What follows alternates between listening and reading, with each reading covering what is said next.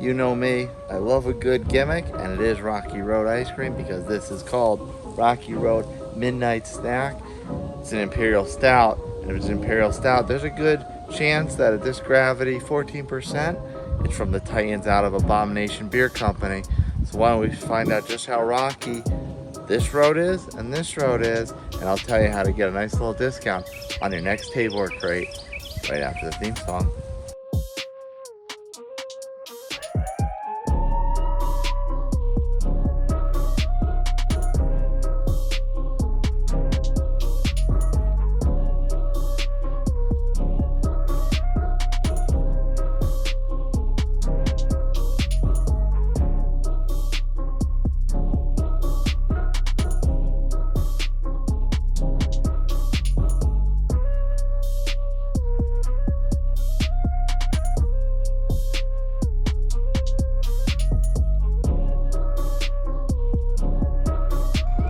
What's up, everybody? Welcome back again to the temporary upstate oasis, and with yours truly, Nutmeg 2 Palmetto. And before my prop melts, I'm gonna go ahead and tantalize my taste palate a little bit, if you don't mind. Believe it or not, never actually had Rocky Road ice cream. Excoriate me in the comments as you will. Yes, indeed. On this rather warm southern spring day, which is also extremely windy southern spring day.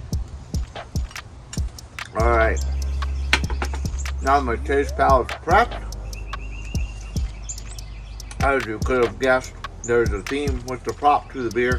Rocky Road Midnight Snack with these ghoulish, devilish characters on the label. I don't think Richopolis would approve of that, but in any event, when you're drinking an Abomination banger, you can expect the can to look like that.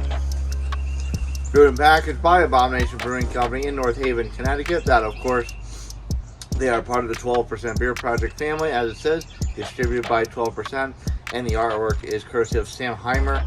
And as you notice, I'll scan that around. We got the ghoul up here around the refrigerator, and sure enough, he's got a bowl of Rocky Road ice cream. And I'd say it looks pretty darn close. Briar's right on point with that. Stout brewed with chocolate, marshmallows, peanuts, and ice cream. Checking at a whopping 14% alcohol by volume. That should be of no surprise to anyone who's had Abomination before. They do those high gravity stouts. I'm sure this will not be doo-doo though. It is classified as an Imperial Pastry Stout. Does have a fair amount of check-ins, 1,627 total, 1,533 unique. The rankings, we've got 1,422, that's quite a bit. Very hearty, very respectful, 4.2, so people do like this. ABV is confirmed, IBUs are not listed, and there's no bio. So that means we won't have to waste any more time other than the time wasted by me taking another scoop of Rocky Road ice cream. Yeah. So, my taste palate's prepped. Now I know how this is going to compare exactly to the theme of the beer. Let's get to some ASMR. Whoa! I splooged a little bit. And we'll get to the pour. That is black as motor oil. Look at that big, dark brown head on that. These are my pretentious glassware that I got from my man Brian at Beer Meets EVL on both Instagram and TikTok. And as that goes up, look at that dark head running up. That head's a lot darker than most that you'd see on Imperial Stout. So while that's calming down, I'll let you know the reason I got a hold of this. I know they're from Connecticut, and I'm from Connecticut. So you'd think I'd do a little trade with fellow influencer beer tuber up in that neck of the woods, or just a friend from previous walks of life. But no, actually I got this in a box from Tavor that they sent me as a gift to promote, and I am obliging myself to take care of that indeed. So if you want to try this or anything else from Tavor, after you place an order through their app of $25 or more, you can use the code NUTMEG10 to get $10 off your next box. So place an order $25. That shouldn't be that hard to get to with some of the exclusive stuff they have. And then on your next pack, and then your next crate, fill up what you like. Use my code Nutmeg10, get $10 off. And as I was talking, that didn't exactly go down very far, did it? Yeah, so that beer is absolutely dark as night. The head's lightening up a little bit, but it's still fairly brown.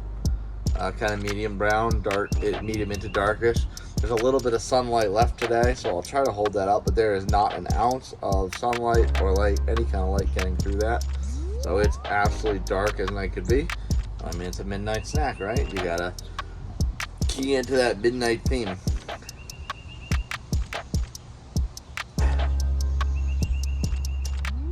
You know, with the aromatics,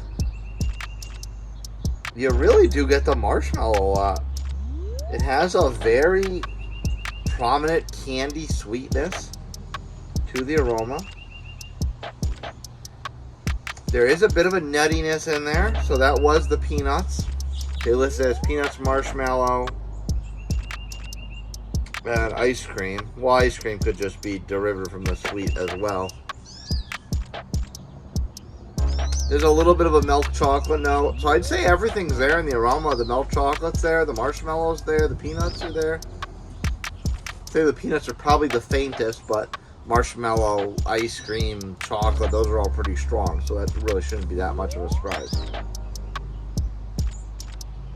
And you know what? For as decadent as the notes are, it's not an overpowering aroma. It's pretty light. It's fairly subtle-ish. So it's not, despite all those strong adjuncts and the strong gravity, it's not punching in the face one bit remotely. So let's try to dive through what's left of that head, right?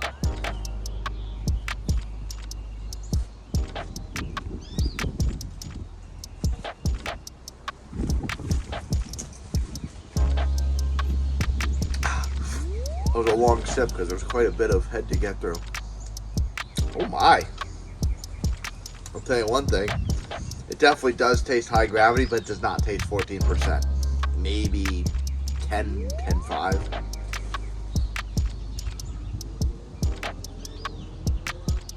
Maybe even high 8, low 9. I'm not saying it's sneaky, but it's a lot sneakier than you'd expect at 14%. There is a oddly, and maybe it's just my palate playing tricks on me. At first I got this like very slight dark fruit aroma, which confused the ever-living crap out of me. But I think that's just the chocolate, like a dark chocolate, milk chocolate kind of playing tricks on me. I'm getting that chocolate for sure.